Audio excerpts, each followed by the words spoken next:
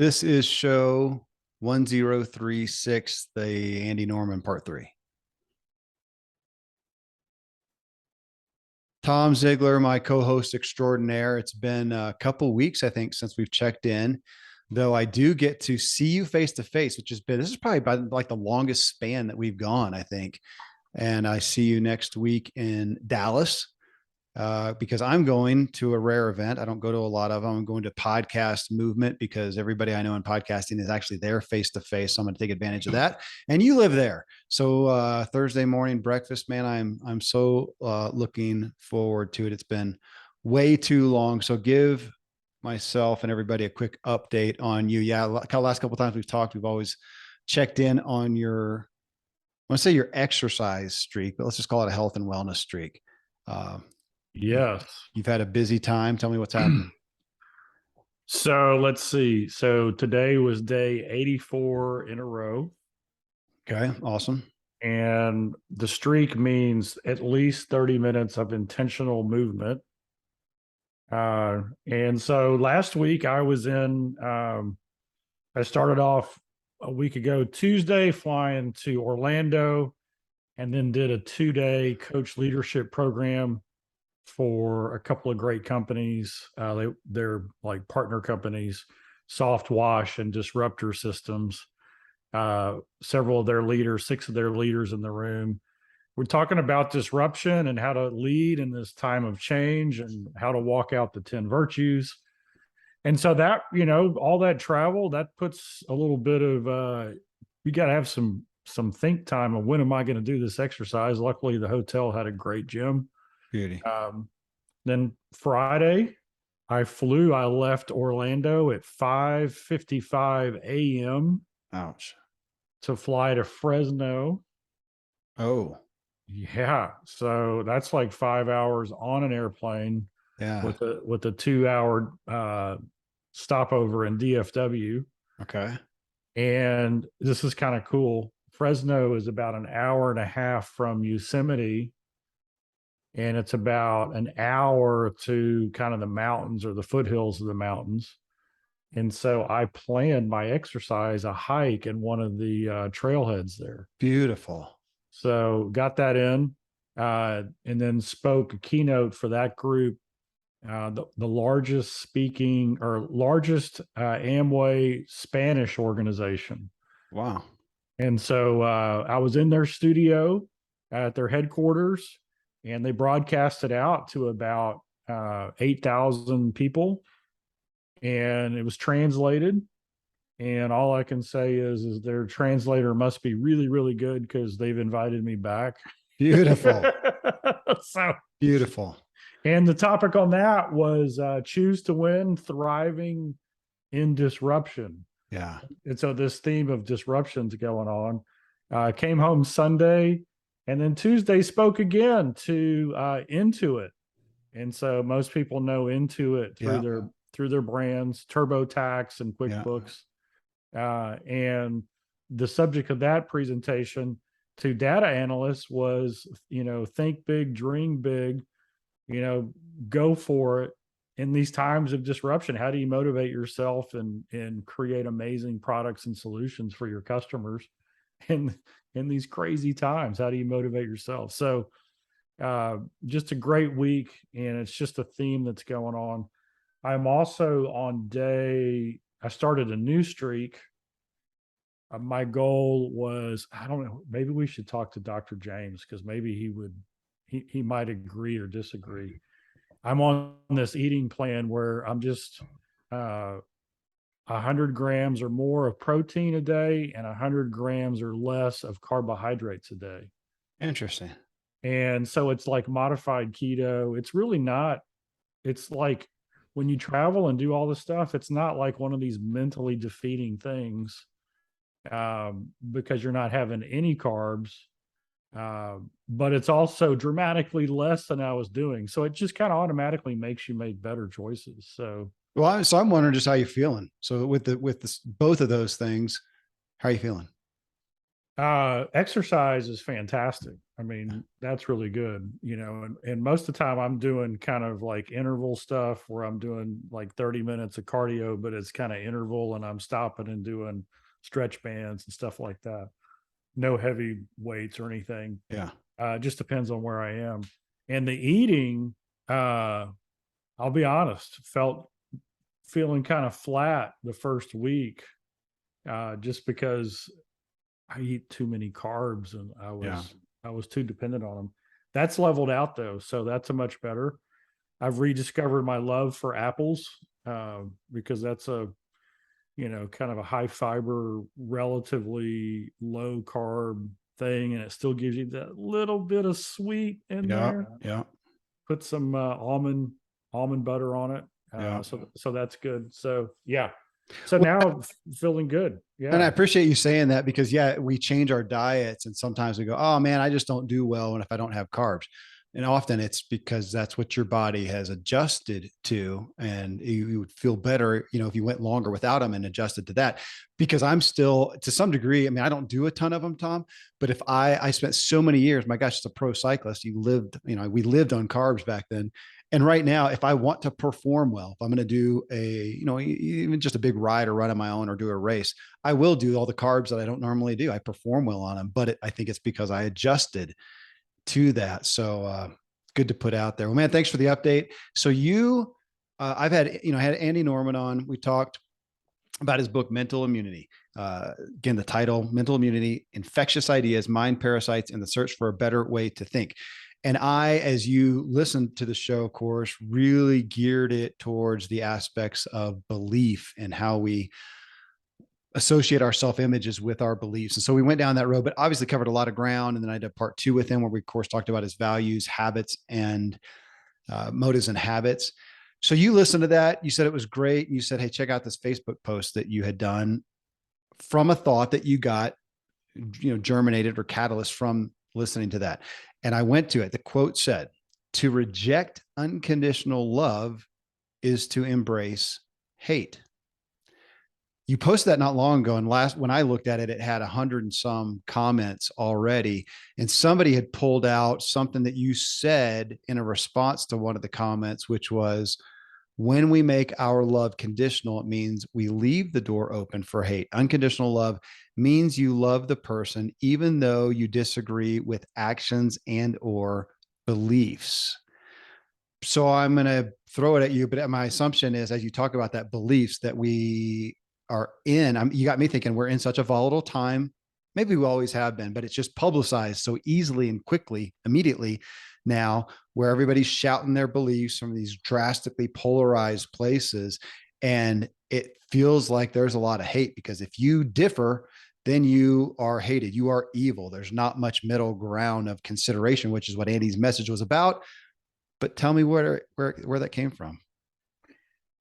Yeah, so a couple of things. First off, that the show with Andy, to me, it was just like constant brain candy. Even though I'm trying to stay away from sweets, it was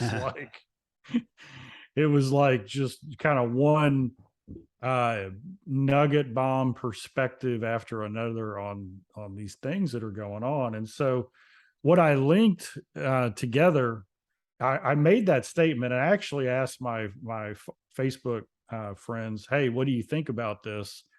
Because it Mm-hmm. was a very strong statement. To reject unconditional love is to embrace hate. Um, and I wasn't stating that as, hey, this is the truth, this is absolute. It's a thought that I'm trying to dig into. And the reason I put it up there is I was listening to the podcast. Um, Dad said that the number one cause of a poor self image is the lack of unconditional love. Mm-hmm. And so in the recording, if I remember Andy, he said something like our self image and our beliefs are closely linked. Mm-hmm. And the reason that people reject somebody else's belief or opinion or perspective is because they often have a poor self-image and they have to defend that or admit that they're wrong because they link that poor self-image with their belief. Right. and they have to defend it. And so then I started thinking, okay, well, wow, how many people have poor self images because they were loved conditionally. In other words, I love you because of what you do, or I love you because you do this for me. You provide this for me, or I love you because of your beliefs, rather than I love you because you're a creature created by God, which is kind of unconditional, right? Mm-hmm. And so if my self-image is based on unconditional love as a Christ follower, that's what I believe, that I have value because of my creator, not because of what I do. And then in the Facebook stream, we talked about grace, and golly, you can't earn it. It's grace. And so that's a different kind of self-image, which basically means that when somebody comes to you with a different belief or a different opinion, and they even quote unquote attack you, because your self-image isn't dependent on what others think, it doesn't have the same impact, right? Right. It and so it allows you to be both, to respond instead of react. But if your belief attacks my self-image of myself, then I have to win the argument or I'm not validated. So that's where that came from. Okay. So, and right there, I love that, lack of unconditional love. Cause when you said that, I thought, okay, first place to start with that, because you can think of lack of unconditional love. And I think we're kind of tuned in to say tip for others, as opposed to turning around and go, wait, what lack of unconditional love for myself? And which I am, continually, and I got to always credit Robin Sharma. Had him on the show, I don't know, 3 years ago, maybe. And when I asked him about relationships and some of his habits and values there, he said, well, first relationship is with myself. And I've heard that since then, but it was really kind of new to me at the time to really give that focus in that aspect of relationships. And when you're talking about unconditional love, do I have unconditional love for myself? Do I have grace, as you talked about, for myself? And even in that, I mean, as you heard talking with Andy Norman, having the humility to put your beliefs on the table somewhat, but also the confidence to put them out there. I've continued just to, as we've produced the shows and we've written, memes, and I've gone and checked out Andy's social media, and I continue to think about it more because, Tom, I got to admit, man, and I think you'll relate to this, growing up in the South and in the religious structure. I mean, I didn't question beliefs. I really got the concept. I'm not going to say somebody forced this down my throat, but I didn't really have a framework of questioning beliefs. This is the truth, the absolute truth. It's in the Bible. You don't question it. It just is. And even if we would attest to some absolute truths there, and I'm not going down that rabbit hole necessarily, but man, you didn't put them on the table to question them. And I look and realize how much I missed out on in the past by not just being open to some others' thoughts. I think I'd be even more educated on my beliefs. And I'm pursuing that now. I want to know about what the other side thinks and why. And it helps me be stronger in my, belief, or at least have grace for the other side. Because as I talked about with Andy and you heard, I think we got most people of pretty staunch belief, not just the guys who are, or gals who are out there trying to argue and win, but the ones who really care, that their values are pretty similar. They may see some opposing sides and it may be difficult, but man, it may be pretty similar. But can we have unconditional love for ourselves and others? And in that, the confidence to grapple to be questioned. And I'm just aware of how much I was so often not open to that. And it's a different Yeah. frame of reference to be able to. And it's so in Ziglar, we have our Choose to Win mentoring, and Mm-hmm. it's a year-long program, and every Monday morning I lead it.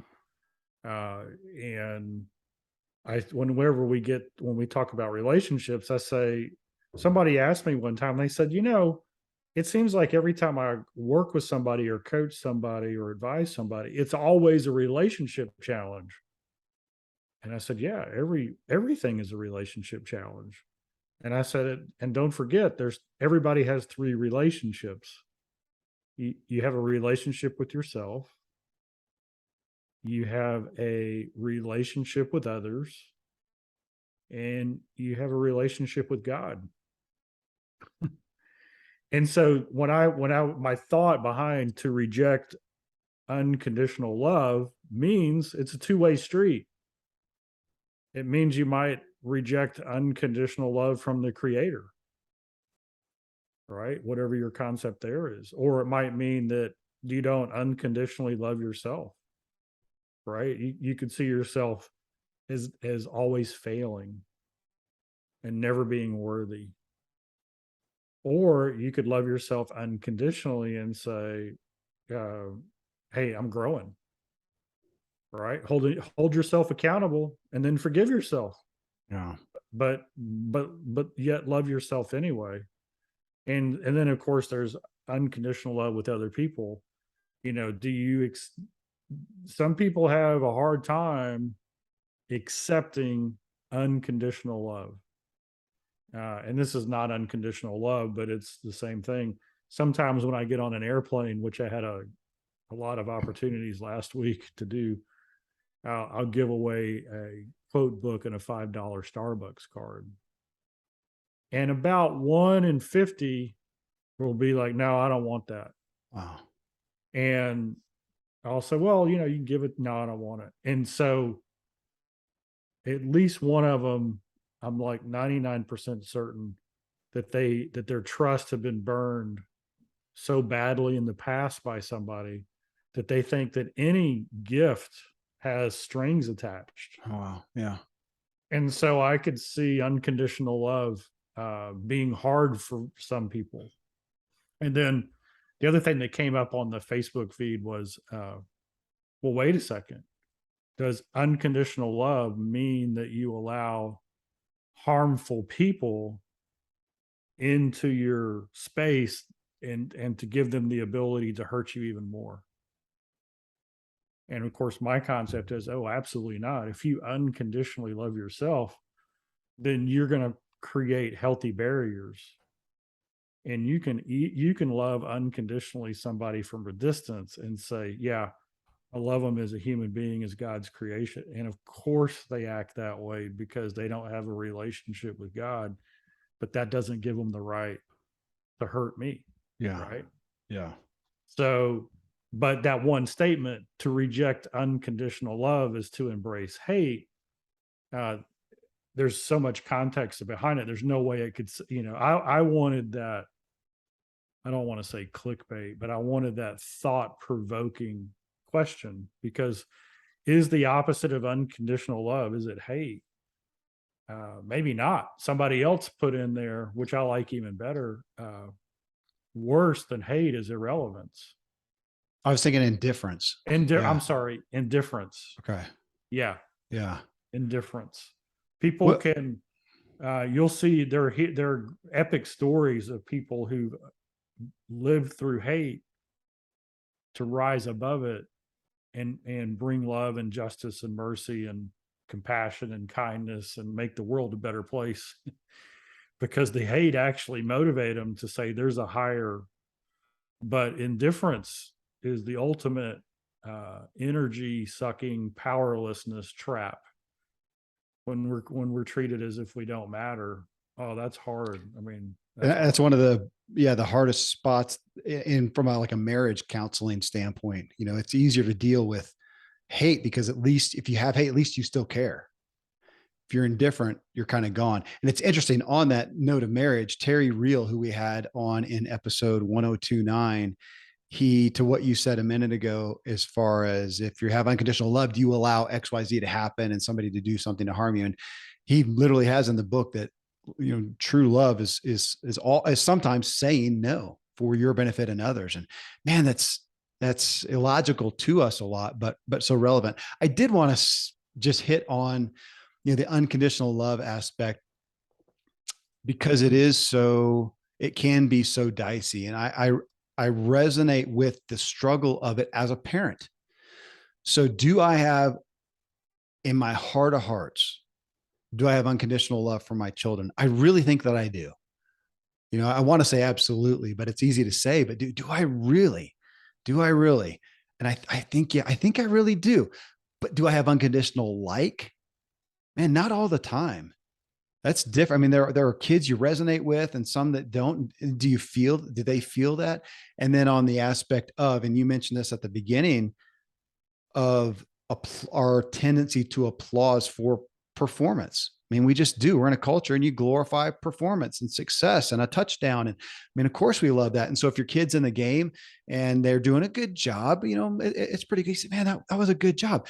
Now, if they touch us, the game winning touchdown, what do? You're screaming in the bleachers and, hoisting them up on your shoulders.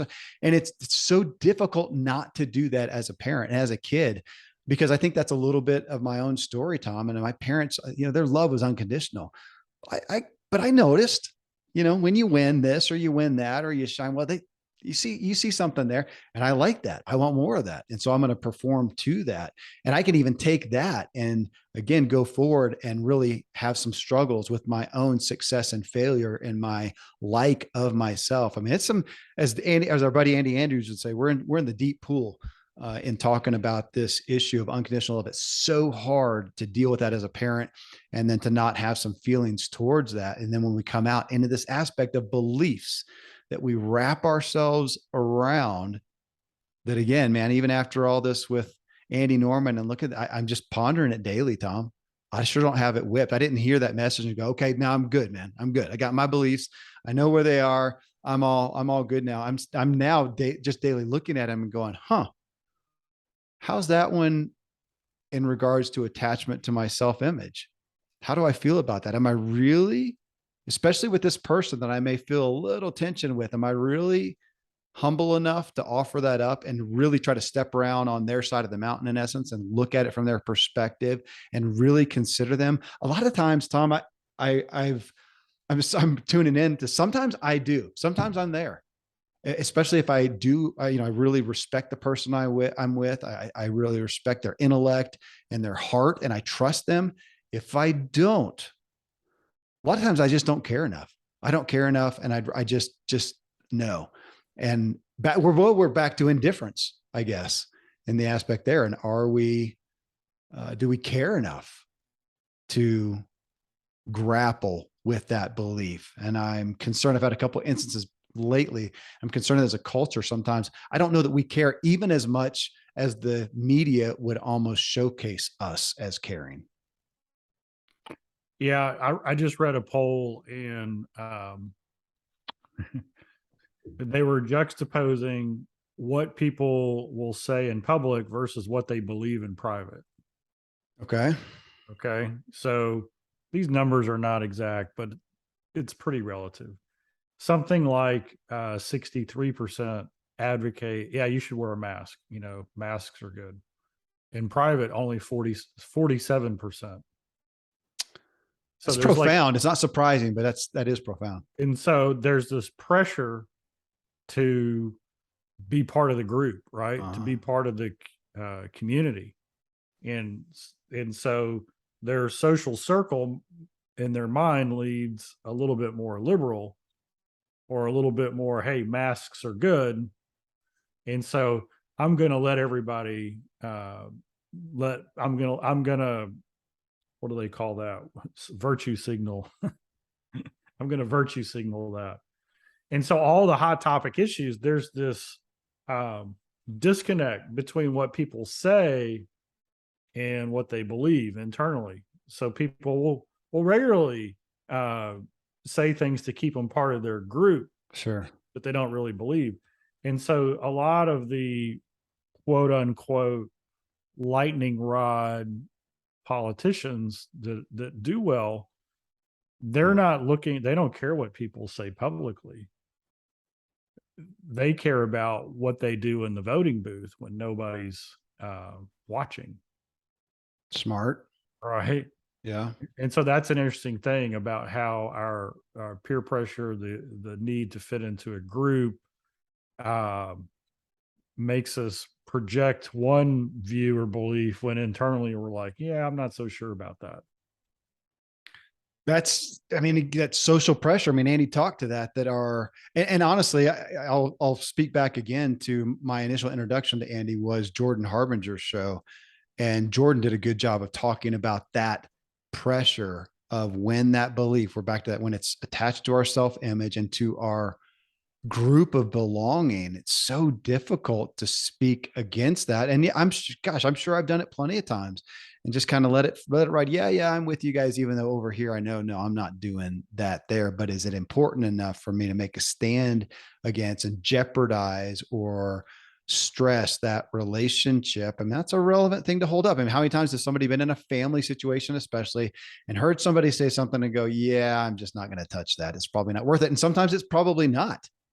It's probably not. When is it important enough to, um, but as we're addressing again, the cultural vibe of vitriol and that's going on, it Yep. brings us to the mat. And then, of course, Andy talked about, he mentioned a little bit about polarization. And Sure. I think we talked about it before. If you, if you take a dozen right of center people and you give them a social problem, their solution is going to be further right than the average of the group. And if you take Hmm. 12 left of center people and you give them a social problem, their solution is going to be even further left. Okay. And so, so what, how does that allow us to come together? Right. And so both of those groups have to posture that, hey, I'm a good conservative or I'm a good progressive. And so they'll present, they'll buy into a solution that's not really what they believe, but they think the group believes it. And then out of that, the two groups are now further apart than when they started. And you take that factoid and you say, well, what if we'd taken six people from each group and said, hey, why don't you guys figure out the social problem? They're probably going to have a more centered response, right? Like, okay, you can't leave the room, and no food's coming until you guys agree on what the course of action is going to be. They're going to end up more in the middle. And then, I mean, wouldn't this be awesome if you had 12 people in that room didn't feel like their value as a human being was any greater or any less because other people agreed or disagreed with their view, Yeah. right? That's where real, I think, wisdom comes from. And so somebody said, well, how easy is unconditional love? And I said, gosh, that's got to be the most difficult thing ever. Yeah. There's even a school of thinking that everything we do has a selfish motive behind it. You know, even cleaning our baby's diapers has a selfish motive behind it. Sure. I don't want to smell that stuff around the house. Yeah. Get it out of my face. I'm I attest to that one, Tom. I mean, it's one that I fairly embraced. That I struggle to think, can we really do something totally selfless? The most selfless thing I could possibly do is going to give me some gratification, and can I really separate out? You talk about wisdom. And again, I'm going to cite my kids, Tom. I have found myself, I have smart kids. I have kids who really study in on different subjects. And I find myself more and more, and I want to hope that this is an aspect of wisdom instead of just staunchly standing on that thing that I think is best, to say, you know what, to the best that I can figure out from my lifetime experience at this point and the best that I can figure out there, I can't prove that this is right, but we all got to make a decision on something like getting vaccinated or not. You know, we're all going to make a decision. It's hard to make absolute proven case. So with as much as I can figure out, this is the decision I'm going to make. And I found myself saying that as opposed to the right or wrong and just trying to argue the point. And I don't know if we talked about it, if I talked about it in the Andy's show. I think I've talked about it before, but I'll say it again. Dealing with, you mentioned our doctor, Randy James, who co-hosts a lot of the shows, back with COVID and the vaccination. He initially did not, and I did not either. And he really struggled because here he is, and he says, I am not on the front lines of COVID. That is not my job. I'm in here seeing patients and doing, but they're looking to me for counsel. So I'm looking to, this is what Randy says. He says, I'm looking to the people that I respect most who are out there on the front lines. And the frustrating thing is, here's somebody I significantly respect and follow, and they're saying no. And here's somebody I significantly respect and follow, and they're saying yes. And I'm having to go understand why. And sometimes there's extenuating or there probably always are extenuating circumstances, but I'm supposed to then come over here and act like I know the truth and tell my patients. He said it really puts him in a hard place. And I love the humility of that. And he shared that with patients and said, you're going to have to make your own choice. And interestingly, and I'll be candid, he ultimately, and I can't tell you how far along in the process of COVID and vaccines it was, but he finally said, you know what, I think I'm going to go ahead and do it. And his reasoning was, I'm finding less reasons not to. And so he did. And as he's the person that I'm looking to, I went with him. We literally went together with another buddy and all got our vaccines and our cards. And we did it. And so for me to, even turn to my kids and go, okay, Daddy, why did you, get vaccinated? I told them that story.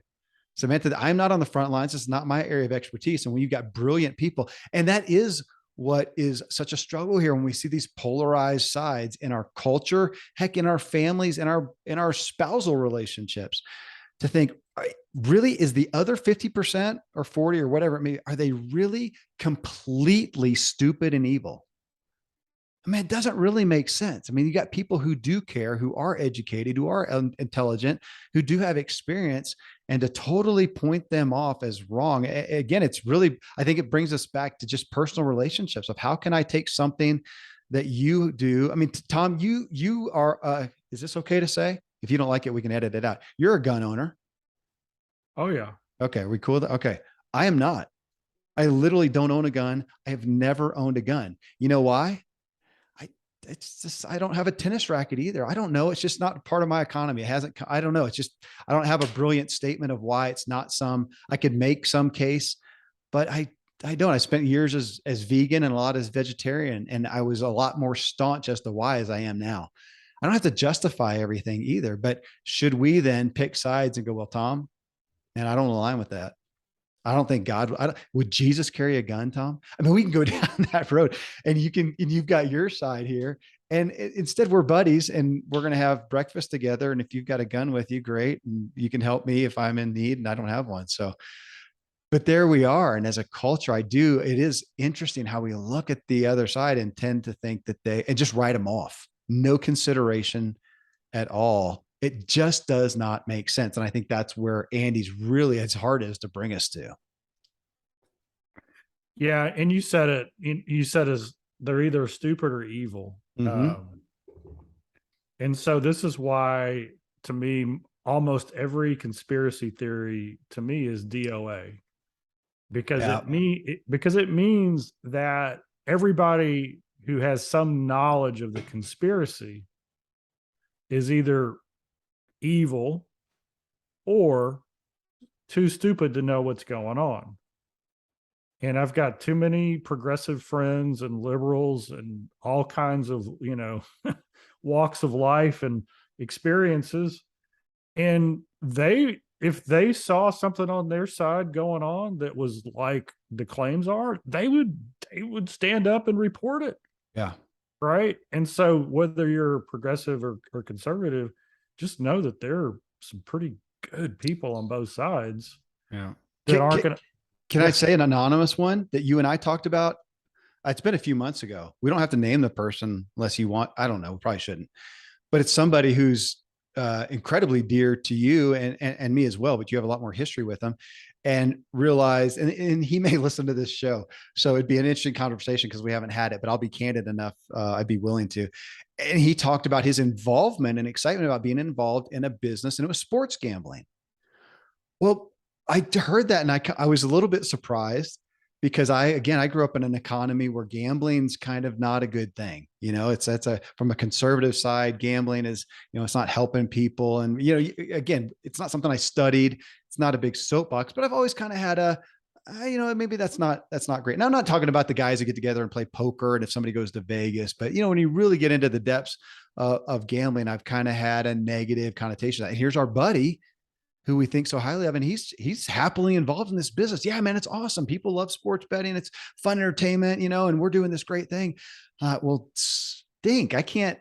That kind of jacks up my dogma, as my buddy Scott would say, in regards to give. I'm gonna have to think about that. And just to what you said, when you find these people who are these awesome people, and they're involved in this thing that we have written off as bad, or in some ways it makes me come back. Now, it's not to just go the route of, and this is one of the rubs, Tom, that I'll ask you about here, because we can also get into the side of going, okay, anything is okay.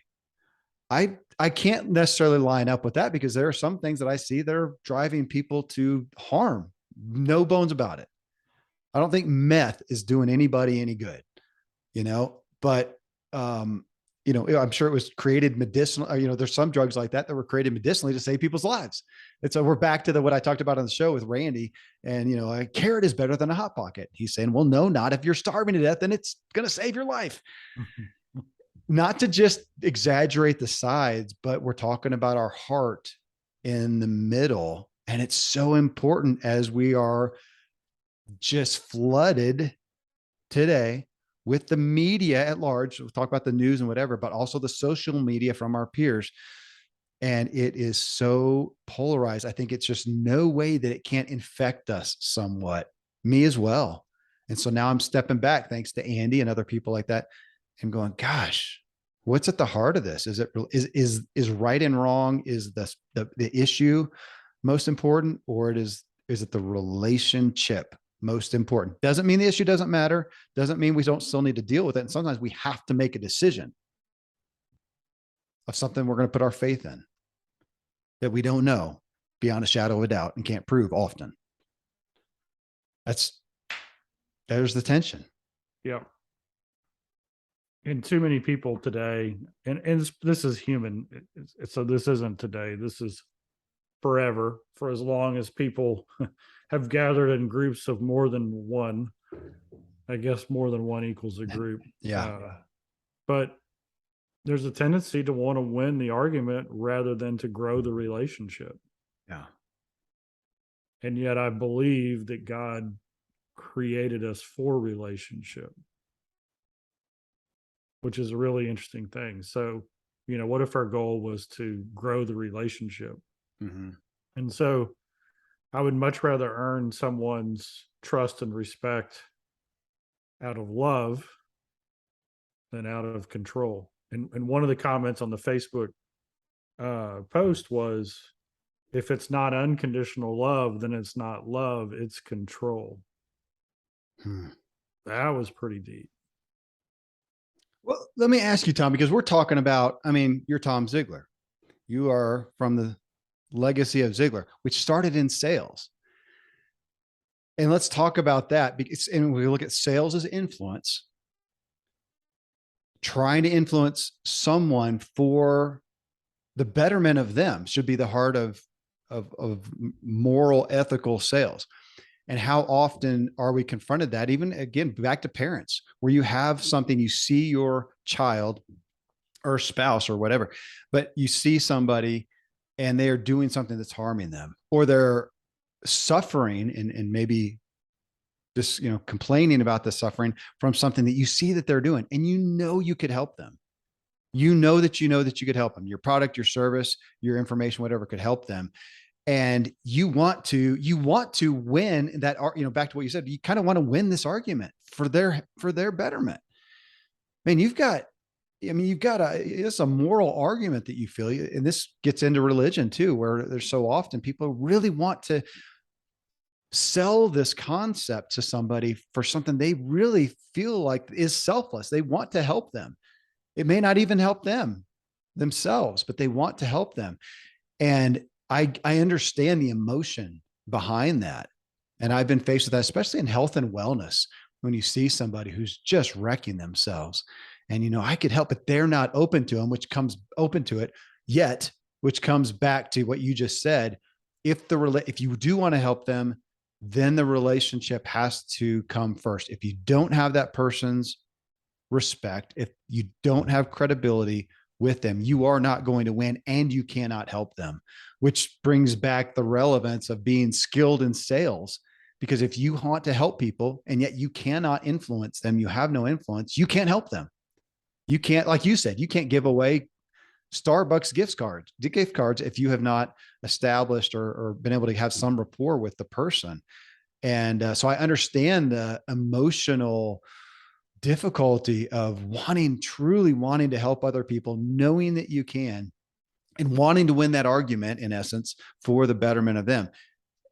But back to where you started just now, if we don't start with the relationship and we just start with trying to win that thing, even if it's for the other person, we're often going to fall on deaf ears, and we can't, which brings, as you said, relationship to number one.